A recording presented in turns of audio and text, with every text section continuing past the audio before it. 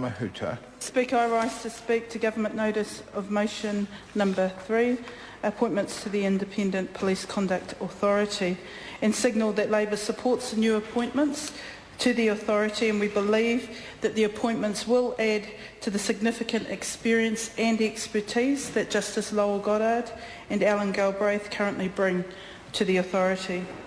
Mr Speaker, Labor is committed to having a New Zealand police force that everyone, all New Zealanders, can have pride and confidence in, and that's why it's important to have a robust and independent body to oversee the roles and function of the police. Mr Speaker, when I came into Parliament in 1996 and not long after that, the particularly sad issue in Waitara emerged in terms of the shooting of Stephen Wallace. At that time there was a lot of debate in this House by members currently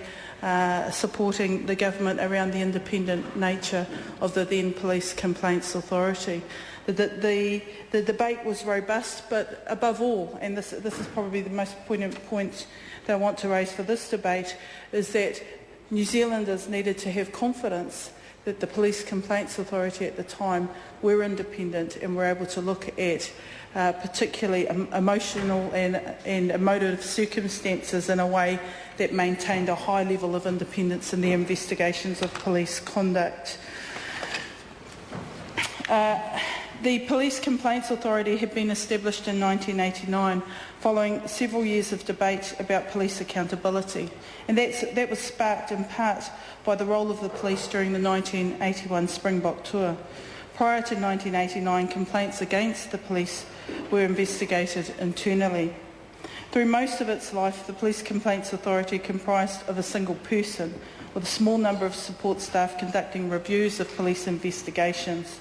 Because of its reliance on police investigations, the authority was perceived as lacking independence, as I mentioned earlier. Recent changes, including the appointment of independent investigators, are addressing that perception. In March 2007, the report of the Commission of Inquiry into Police Conduct recommended a number of changes to the authority, including enhanced powers and improved communication with complainants. The previous Labor government committed to implementing those recommendations and made a start with the Independent Police Conduct Authority Amendment Act 2007, which made 5 main changes. It clarified that the authority may investigate historical complaints relating to incidents that occurred prior to its establishment, required the police to notify the authority within 5 working days of receipt of a complaint, required the authority to provide a copy of its opinion and recommendations to the Minister of the Police and to the Attorney-General in certain situations where it is not satisfied with a police response to a recommendation, and significantly increased the membership of the authority of up to 5 members, and changed the name of the authority to the Independent Police Conduct Authority. And I just wanted to mention that although the then Labor Cabinet approved further changes to the IPCA, that legislation did not go through because of the 2008 election, but it is worth mentioning the proposals that were considered by Cabinet at the time.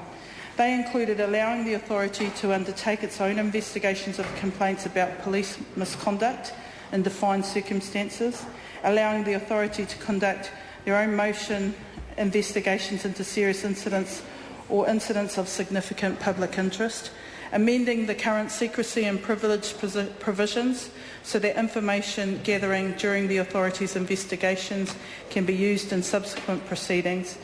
and giving the authority investigators the necessary powers to carry out their enhanced investigatory role,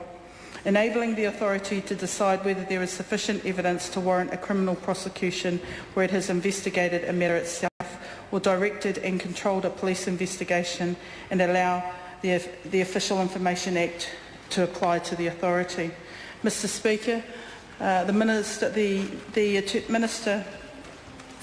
who introduced this motion aptly pointed out the role and function of the IPCA, and I won't go over it. However, simply put, there was an issue raised by a member of the Māori Party with regards to the Police collecting DNA samples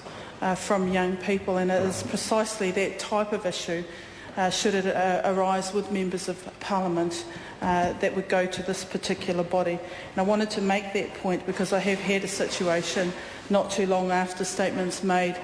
by a member of this House that a parent came to me and said, well, what would I do? And I immediately referred them to this authority to make investigations on that matter. In relation to the people that have been proposed, Labor certainly supports the skill and expertise that Diane McGaskill, Angela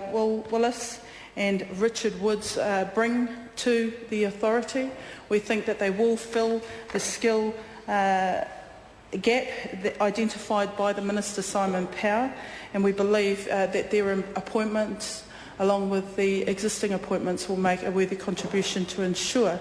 that New Zealanders can continue to have confidence in the role of the police. Kia ora, Mr. Speaker. Keith Locke.